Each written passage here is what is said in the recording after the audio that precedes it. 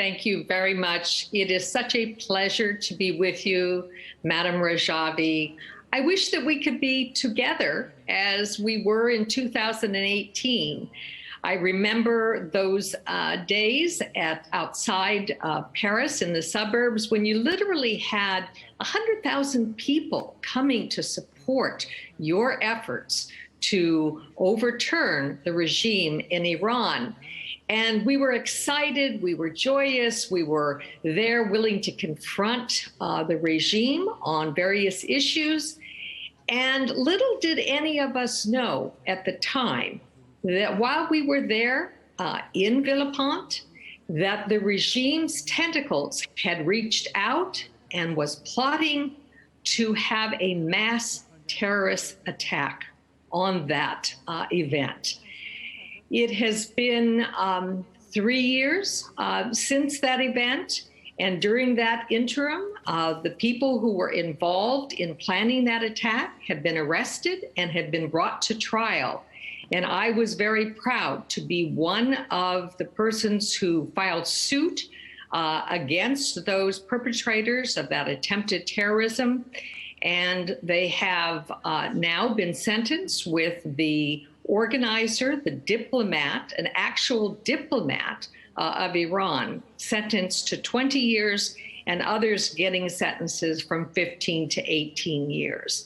I bring that up because I think it's important to understand that Iran does not just persecute its own people within its own borders, but its reach goes global. The regime is able to reach out and to assassinate those who disagree with it. They send out their propagandists to attack Madame Rajavi and the POMI. They are on the assault constantly to try to keep those who want to bring democracy to Iran in check. We heard from General Jones and from others throughout the day of the incredible consequence of a sham election this year in Iran, in which an actual butcher was elected. This is not a man whose hands are dipped in blood. This is a man whose whole body has been dipped in the blood of martyrs for freedom in Iran. And it is a striking commentary how little we have heard from Western countries about the election of this man. He is not somebody that reasonable governments, that democratic governments should deal with. This is not someone who is a representative of the people of Iran. He is simply a representative of the mullahs and their ironclad control. So what can be done? Well, I think the thousands of people who are watching this event, who are participating in this event in places throughout the world, can in fact do something. And that something is to endorse the program that Madame Rajavi has been talking about for over a decade.